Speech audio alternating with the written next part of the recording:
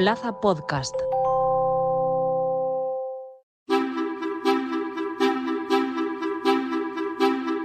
El tamaño ideal de las ciudades es un asunto ampliamente debatido. Tener todas las oportunidades y los servicios al alcance sin necesidad de realizar grandes desplazamientos. Ese parece ser el objetivo. Así las cosas, el profesor universitario y experto internacional en Smart City, Carlos Moreno, ha acuñado el concepto ciudad de 15 minutos. Se trata de rediseñar las grandes urbes para que sus ciudadanos puedan llevar a cabo todas las actividades personales, laborales y de ocio con desplazamientos que no excedan los 15 minutos a pie o en bicicleta. La propuesta ha ganado un buen número de adeptos, pero también se ha encontrado con un movimiento que se opone frontalmente. Consideran que esta medida es un giro más de tuerca respecto a la limitación de las zonas de bajas emisiones en el centro de las ciudades y que tiene por objetivo poner barreras a la movilidad de los ciudadanos. Hoy, en Plaza al Día, ciudad de los 15 minutos, vida saludable o control de ciudadanos.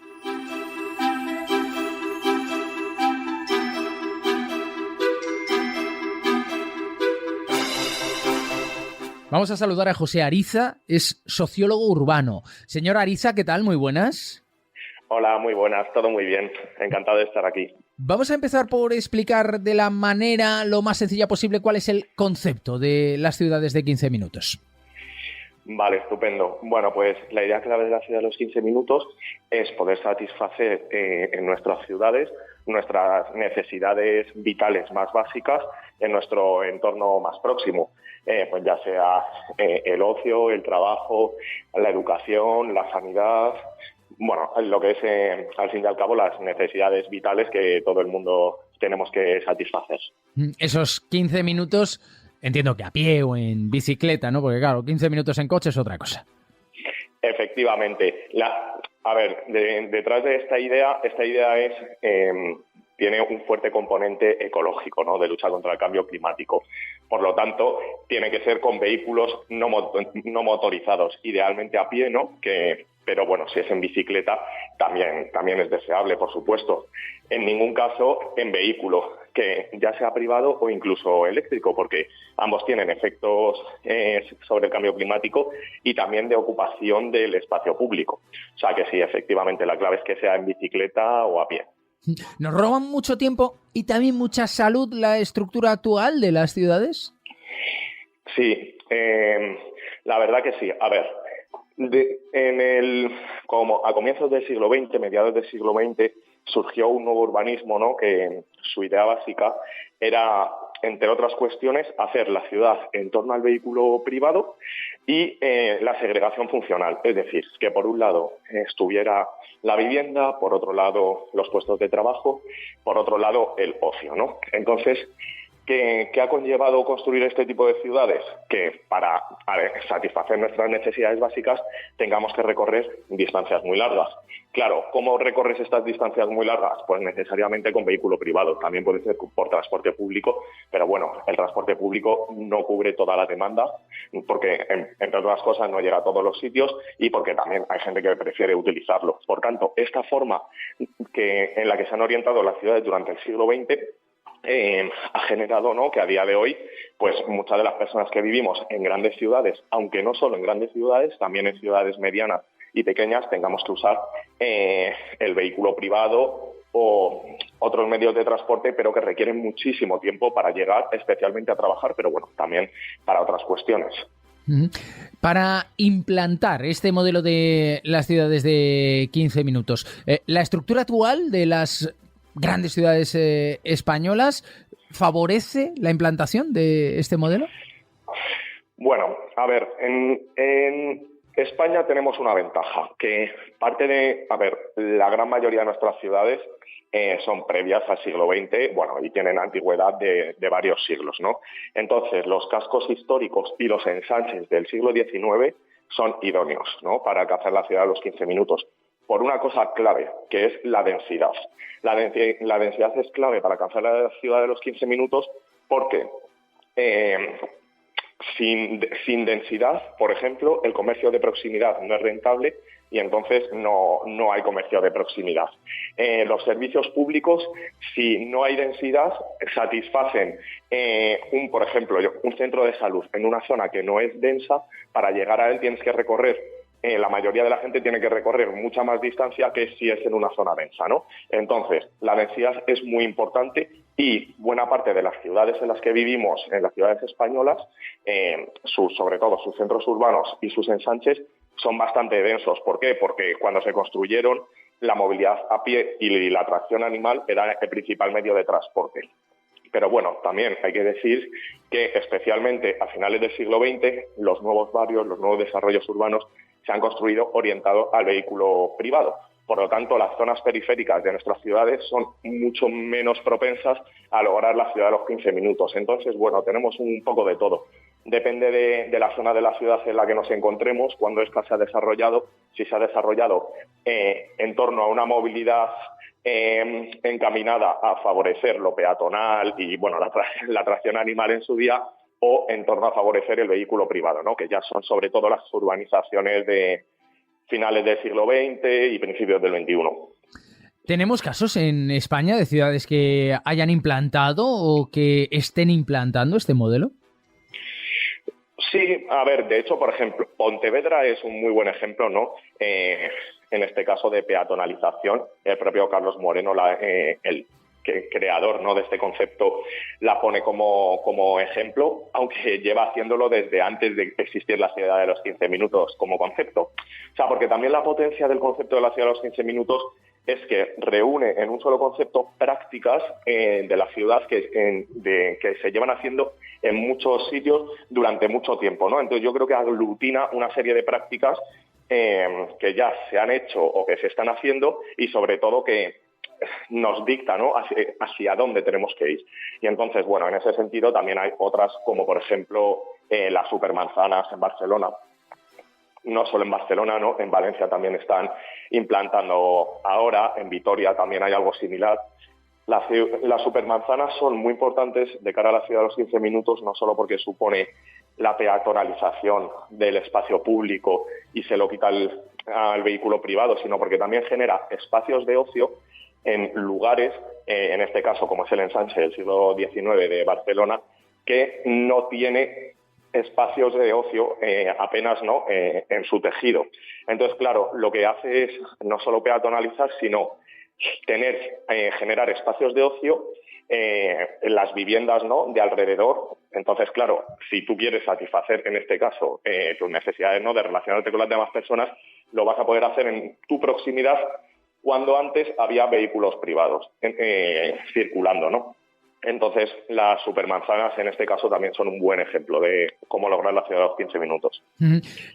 Parece que en ciudades pequeñas o en ciudades medianas parece más fácil implantar este concepto por sus propias características. Algo más complicado en las grandes ciudades, aunque en ellas, por lo que nos cuenta, lo que tendríamos son un conjunto de pequeñas ciudades que acaban conformando una gran ciudad.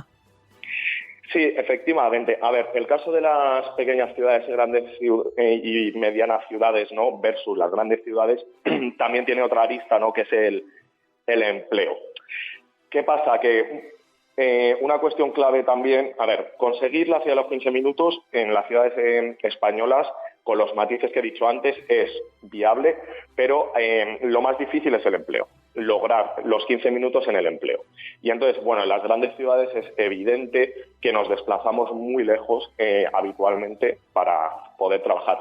Las ciudades medianas y pequeñas, ahí depende de la posición que ocupen en la jerarquía territorial. ¿Por qué?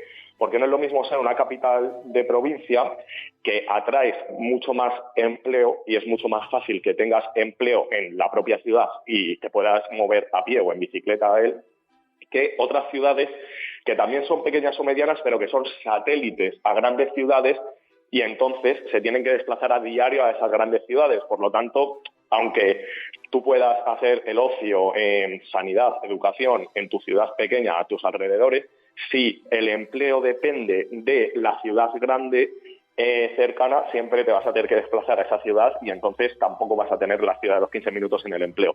Entonces, Bueno, al final no solo importa el tamaño de la ciudad, sino también la posición que ocupa en la jerarquía territorial.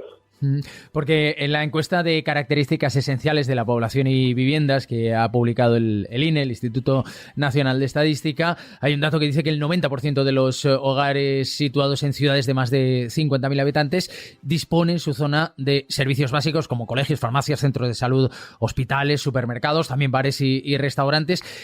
Nos faltaría el empleo, ¿no? Es el gran caballo de batalla para tener ya en sí una ciudad de 15 minutos. ¿Cómo podemos combatirlo? Sí, efectivamente. De hecho, esa encuesta, que es súper interesante, ya salió hace nada, he publicado un gráfico precisamente que demuestro que cuanto más densa es una ciudad, más porcentaje de servicios tienes a tu alrededor, porque como dices, es el 90% aproximadamente de media, pero hay ciudades que llegan a tener un 70, un 80, especialmente las poco densas, y otras que llegan casi al 100% y son las más densas, ¿no? Entonces, ahí perfectamente se ve con esa encuesta y relacionándolo con datos de densidad, que, bueno, hay una relación muy estrecha.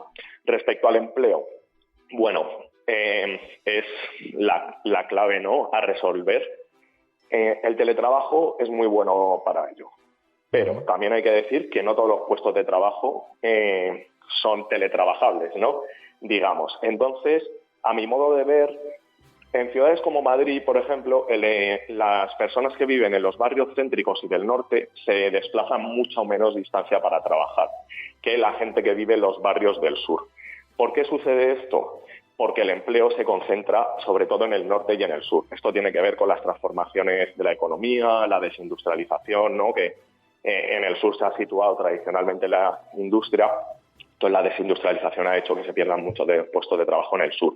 Y vamos cada vez a economías más terciarizadas que, bueno, en el caso de Madrid se sitúan en el centro y en el norte. Entonces, un reequilibrio territorial del empleo, por ejemplo, con inversión pública, ¿no? La inversión pública es un potente atractor también de inversión privada, ¿no? O sea, que muchas veces las empresas se sitúan pues cerca de universidades, de centros tecnológicos y demás. Entonces, la clave, aunque reconozco que es muy complejo, es potenciar un reequilibrio territorial en el empleo para que esté equitativamente distribuido en el territorio. Sé que es, para mí, lo más complejo de la ciudad de los 15 minutos, lograr este equilibrio territorial en el empleo, pero también el teletrabajo es una herramienta poderosa. Este concepto, el de las ciudades de 15 minutos, ha visto surgir también un movimiento en contra. De hecho, hemos visto movilizaciones y manifestaciones en Oxford, sin ir más lejos.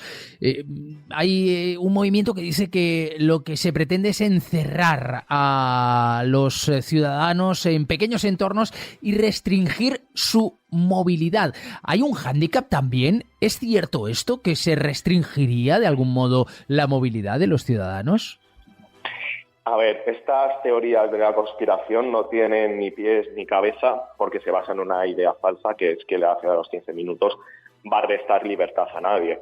Al revés, te va a dar más libertad porque te va a dar más opciones de elegir en tu barrio o no en tu barrio poder satisfacer tus necesidades. Entonces, yo creo que lo que hay detrás de este movimiento es miedo a, es verdad, esto sí, restringir el uso del vehículo privado. En ningún caso se restringe la movilidad, pero sí que es verdad que buena parte de las medidas tienen que ver con restringir el vehículo privado, ¿no? Y hay, pues, digamos, un grupo social que utiliza para prácticamente todo el vehículo privado y no quiere perder poder usarlo, ¿no? O sea, privilegia, digamos, usar el coche por encima pues del cambio climático, generar contaminación, ¿no?, y toda la serie de problemas que generan su uso masivo. Entonces, a mi modo de ver, esta gente que está en contra, ¿no?, de generar ciudades más sostenibles, ecológicas y demás, se inventan bulos para, digamos, manchar el concepto de la ciudad de los 15 minutos y generar, pues bueno, que la gente se ponga en contra de este concepto. Yo creo que lo que están consiguiendo es lo contrario, porque creo que es verdad que justo acaba de salir el libro de Carlos Moreno y se está hablando muchísimo de la ciudad de los 15 minutos por ese motivo, pero también gracias a pues estas conspiraciones que yo creo que están potenciando el concepto. Y como es un poco loco, digamos, ¿no?, esta conspiración, creo que no va a tener efectos negativos contra el concepto, y sí positivos por difundirlo. Pero bueno, también es verdad que hay que decir una cosa que sobre el tema de la segregación, que aunque evidentemente no nos quiere nadie ni estabular, ni encerrar en nuestros barrios, ni controlar, es cierto que como vivimos en ciudades segregadas residencialmente, es decir, que las clases sociales diferentes viven en barrios distintos, la ciudad de los 15 minutos, al reducir la movilidad cotidiana, sí que puede contribuir a fomentar la segregación. O sea, no fomentar la segregación, sino que en el día a día, cuando nos desplazamos, muchas veces, al desplazarnos, sí que interaccionamos con gente de otras clases sociales, ¿no? O sea, que digamos que nuestro día a día cotidiano al desplazarnos está menos segregado que los barrios en los que vivimos. Entonces, es posible que si se restringe, o sea, no si se restringe, pero si nos movemos más en nuestro entorno más cercano, puede ser que esa reducción de la segregación que se produce al desplazarnos, pues no sea tanto, ¿no?, la reducción de la segregación. Pero esto no es un problema de la ciudad de los 15 minutos, es un problema de que ya vivimos en ciudades segregadas. Por lo tanto, hay que, por supuesto, avanzar a la ciudad de los 15 minutos, pero paralelamente avanzar a ciudades menos segregadas, es decir, que los barrios convivan diferentes clases sociales. Y es que incluso la ciudad de los 15 minutos también tiene propuestas para ello, ¿no? Porque lo que busca la ciudad de los 15 minutos es barrios mixtos en los usos del suelo, barrios mixtos socialmente. Entonces, bueno, es algo complejo. Sé que lo que acabo de decir puede sonar contradictorio, pero es que la ciudad es compleja y contradictoria en sí misma. Entonces, hay que avanzar a la ciudad de los 15 minutos, sin duda, pero también hacia barrios mixtos, ¿no?, desde el punto de vista social, porque además está más que demostrado que los barrios mixtos socialmente son barrios en los que la igualdad de oportunidades es mucho mayor y los hogares precarios tienen mucho más oportunidades de que sus hijos, ¿no?, asciendan luego de clase social. Es interesante, muy interesante este concepto. Parece que aquellos que se agrupan en contra de las ciudades de los 15 minutos son los mismos que los que protestan por la creación de zonas de bajas emisiones. Básicamente el concepto es el mismo, no voy a poder utilizar el coche para desplazarme por la ciudad. Nos dice usted, no va a haber una prohibición de la movilidad, aunque incluso en este espacio nos han contado, hablando de las zonas de bajas emisiones, que hay quien recoge voluntades y firmas para presentar un recurso de anticonstitucionalidad por aquello de la restricción de la movilidad. No cree usted que vaya a haber una prohibición de la movilidad, pero sí cierta contención a la hora de movernos, y eso podría generar, bueno, quizá lo que generan en muchas ocasiones los algoritmos de las redes sociales, ¿no? Un círculo de complacencia, que nos relacionemos con los que son muy iguales a nosotros y por tanto no estaríamos ante una situación de dificultad a la hora de ejercer nuestros derechos constitucionales. Nos podríamos mover, pero no lo haríamos porque la propia ciudad no invitaría a eso y estaríamos en una sociedad peor, ¿no? En una sociedad donde, bueno, pues la interacción entre los distintos grupos sociales fuera menor y, por tanto, una sociedad, no sé si peor, pero sí menos rica. Sí, a ver, la cuestión es que, a ver, la ciudad de los 15 minutos en ningún caso haría que todo el mundo, todo el rato, se desplazara en menos de 15 minutos, ¿no? Simplemente que avanzáramos hacia ello. Seguiríamos yendo a otros barrios, seguiríamos haciendo viajes en la ciudad tardando 1 hora, eso por supuesto. Pero es verdad lo que dices, que si nos desplazáramos en el entorno más cercano hay más posibilidades de que interactuemos más con la gente de nuestro barrio, lo cual también es positivo, ¿no? Porque una de las cosas que fomenta el individualismo es precisamente esta hipermovilidad y digamos que volver a nuestros barrios, volver al tejido social del barrio también tiene efectos muy positivos, ¿no? Como, por ejemplo, reconstrucción de los lazos sociales, apoyo mutuo. Si tú conoces al vecino, le vas a poder pedir ayuda en una situación determinada. Si no le conoces, es mucho más difícil. Pero también es cierto que si te relacionas más con tu entorno del barrio y tu entorno del barrio es exclusivamente tu clase social, pues sí que puede generar ese efecto red social que comentas. Pero no es culpa de la ciudad de los 15 minutos, es culpa de que vivimos en ciudades segregadas por el sistema en el que vivimos. O sea, la ciudad segregada Claro, a mí me hace mucha gracia esta gente que dice que nos va a segregar la ciudad a los 15 minutos, cuando lo que nos segrega es precisamente el sistema en el que vivimos, que es el sistema que esta gente defiende. Entonces, por eso yo estoy plenamente a favor de la ciudad de los 15 minutos, pero también plenamente a favor de fomentar que vivamos en barrios no segregados para evitar lo que comentabas de las redes sociales y demás. Pero bueno, también decir que la ciudad de los 15 minutos es poder satisfacer las necesidades en el entorno más cercano, pero no necesariamente hacerlo siempre, ni todos los días, ni nada. Que al final la libertad de movimiento es esencial y siempre vamos a poder desplazarnos a otros lugares. Pero bueno, al final la cuestión, la ciudad, lo que decía antes de que la ciudad es muy compleja, siempre que haces algo positivo puede tener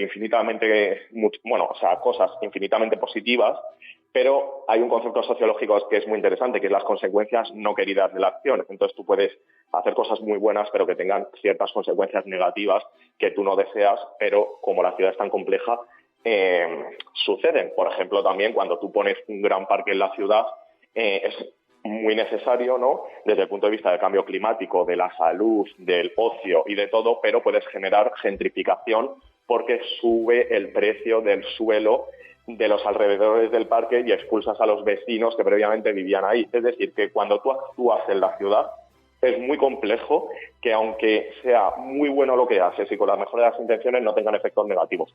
Por eso hay que hacer políticas complementarias a las que haces para evitar esos efectos negativos. Entonces, a mi modo de ver, ciudad de los 15 minutos, por supuesto, es necesaria desde todos los puntos de vista, pero acompañada de medidas y políticas públicas que eviten la segregación.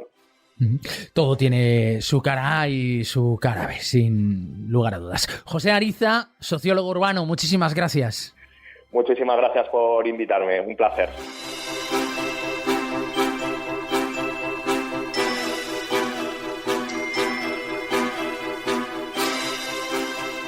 Ya saben que toda cara A tiene su cara B y que mientras hay quien busca un modelo de ciudad que haga que nuestra vida sea más saludable, también hay quien opina que ese movimiento solo serviría para tenernos más controlados.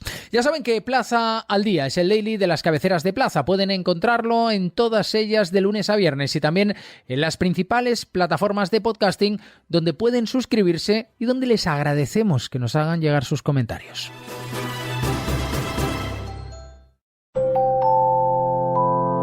Plaza Podcast.